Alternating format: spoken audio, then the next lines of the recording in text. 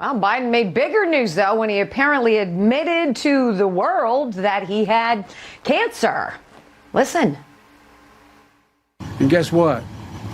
The first frost, you know what was happening?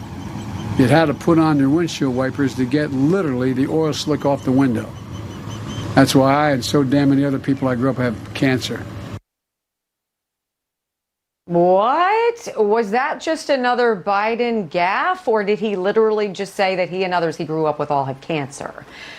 Oh my, let me bring in my panel. Joining me now, David Harris Jr., the host of the David Harris Jr. Show and podcast, and also Karoline Leavitt, who is running for Congress from New Hampshire. I want to welcome both of you. David, I'm going to let you swing at that one first. What did you take away from the president saying that? You know, I don't know if he's trying to make a silent omission of some kind or another. You never know exactly what's going through his mind because nothing coherent ever seems to come out of his mouth. Hopefully he doesn't have cancer. We're not like the left. We don't wish death and ill on other people. But if he was actually making an admission that he does, I think that that's very scary to think that this man is parading around acting as the commander-in-chief of our great nation and doesn't actually have doctors that are working on him or have a coherent, direct message to actually bring to the American people. I'm sure it was a slip-up, but you know what? Sure. With Joe Biden, you never really know. It's I know, right? It's up in the air. I agree. All right, Karoline, you're up at the plate. Take a swing. Go. What do you think about it? Well, I saw just before joining you guys that the Biden White House press office is once again having to cover up the mistakes of this president and his gaffes. They are now saying that the president was referring to skin cancer that he had in the past. So this is allegedly just another gaffe by Joe Biden. But how many gaffes are we going to allow? This president, anyone with a brain can tell, is clearly incompetent and unfit to lead our nation. Right on. I agree. All right, Karoline, since you're running for office, I want to ask you, give me something more important than climate change that your constituents are worried about in the great state of New Hampshire. I could give you about 100 different priorities that Congress and the White House should be focusing on other than their manufactured climate crisis that does not exist. They just allocated another $2.3 billion to this crisis, again, that does not exist.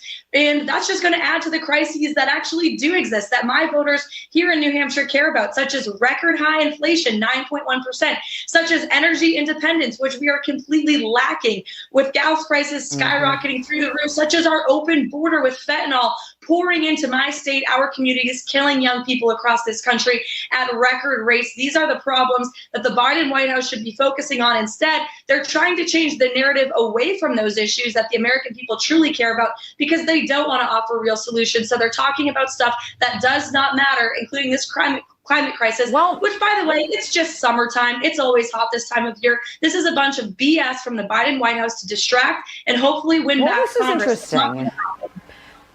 Right. Let me ask you, David, what do you think? Do you think the Biden administration is that out of touch that they're not aware of what we, the people in your community, my community, are all feeling, or do they just not care? I personally think, Wendy, they just absolutely do not care. We are the peasants. They're trying to run this like a kingdom, and Joe Biden is king. I think he's pushing the envelope to see just how much pushback he'll actually get. You know, my concern is that he would try to use the stroke of a pen to initiate, something to push this new Green Deal, the Green New Deal through. My question is also, would he begin to act like these European governments in Sri Lanka, where they basically called an all-out war on farmers, which has caused an absolute food shortage in those countries and chaos? I don't put anything past it. I think it's all ultimately to push the Great Reset here in the United States of America, and they're doing their damnedest to do it as fast as they can because they're afraid of the midterms and they know they're going to get slaughtered in 2024. So they've got to push as hard as they can that socialism lever to try to get to the Great Reset and usher in this utopia that Charles Schwab talks about where we're not going to own anything in 2030 and we'll be happy about it. That's exactly what their agenda is. You're going to love that. Selling everything you have at the pawn shop if you haven't already because you can't pay your electric bill. Karoline, I want to ask you this. Did you guys also just kind of throw up a little bit when you heard him take a victory lap over the decreasing of gas prices? I was like, yo, they doubled and then some under you. That you're giving us $25 a month back is not something to be talking about. By the way, where's our baby formula? Karoline, go. Exactly. This is how out of touch this president is with the American people, because if he actually went out into the country like I do every single night and talks to voters, gas prices are still the number one issue. We're paying more at the pump than ever before, certainly much more than we did under my former boss's administration, President Trump. That's why we must take back the House this year, demand energy independence, and put America first again. What do you think is the most number one thing that you want this president to address that people in your community need to know about? Well, I agree with David that election integrity must be an utmost priority for everyone running for office, but it does have to happen at the state and local level. We have to take a serious look at our election laws across this nation. It keeps me up every night as a candidate, I'll tell you.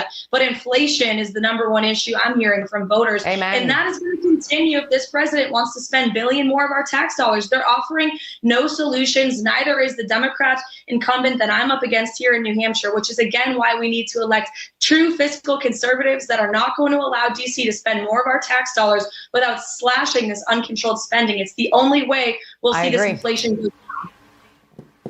Right. I agree with you guys entirely. And we're bankrupting the next generation, 100%. David Harris Jr. and Karoline Leavitt. Appreciate your time tonight, you guys. Thank you so much for your view and your expertise. All right.